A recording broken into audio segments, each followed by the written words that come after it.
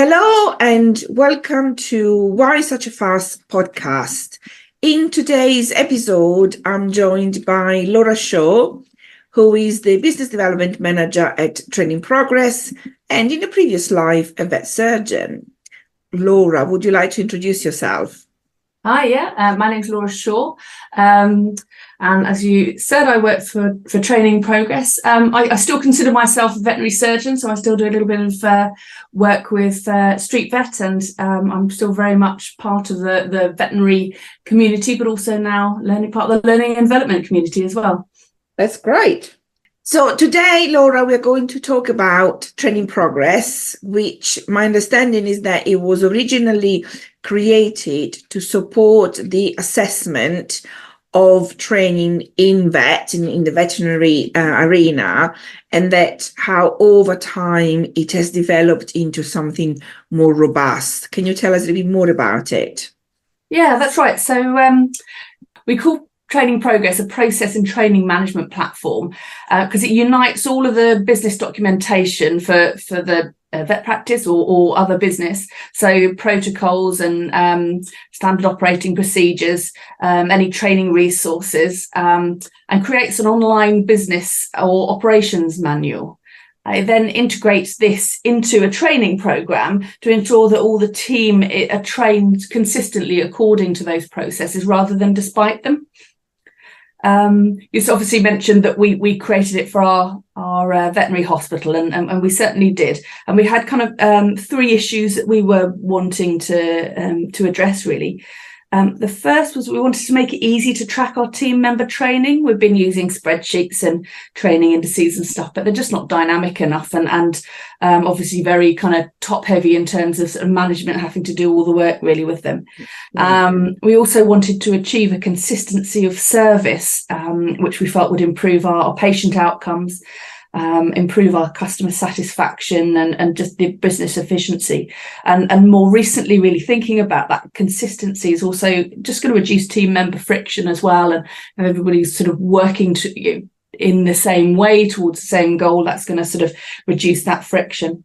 And the last thing really that we wanted to achieve was to turn the training dynamic on its head. So rather than sort of training being spoon-fed from above, I was doing a lot of running around. When we first created Training Progress, I was a nurse manager as well as my clinical duties, and I was doing sort of quite a lot of running around with a clipboard, getting people signed off on stuff. And we wanted to actually change that dynamic and get people to engage in their training more, and actually taking that sort of personal responsibility to move the training forward as a team.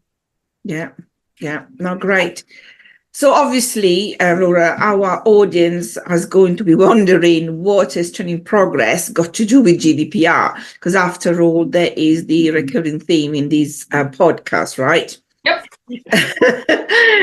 So, well, there is a thread here. As you know, I deliver GDPR training within various organizations, not only as first-time training, but also as refresher training. And actually, I have used Training Progress as a way of assessing the material, assessing the trainees on the applicability of what they've learned with real scenario-based situation. So Training Progress was flexible enough to enable us to do that. And my clients actually really like it, and they find it easy to use. For me, as the assessor or trainer, the aspect that I found really useful was the fact that I could actually respond to the submitted answers with feedback or requesting additional information, so that all of that is a trail of the journey of the trainee. And then, based on those answers and feedback and additional information, I was able to then make a proper evaluation with a pass or fail outcome. So although Training Progress was initially created to support veterinary practices, is actually now expanded to other business areas. And if there is anyone in the audience listening that are trainers, not necessarily GDPR, but of other disciplines, training progress could potentially be used for your area as well.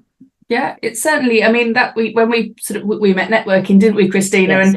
And I think what really clicked between us was the fact that obviously a lot of GDPR is having those processes in place and ensuring your team know your processes so that actually things are done as they should be. And when you get these scenarios come up that maybe that aren't being dealt with every day, maybe a data breach, maybe a subject access request, you if you've got those processes in place and people are trained in them, they're already trained in them, they know it, but also, training progress, because it's got that sort of storage function and ability to search and find that information. Your team can just sort of access this and go back to it whenever they need to. And certainly I've sort of found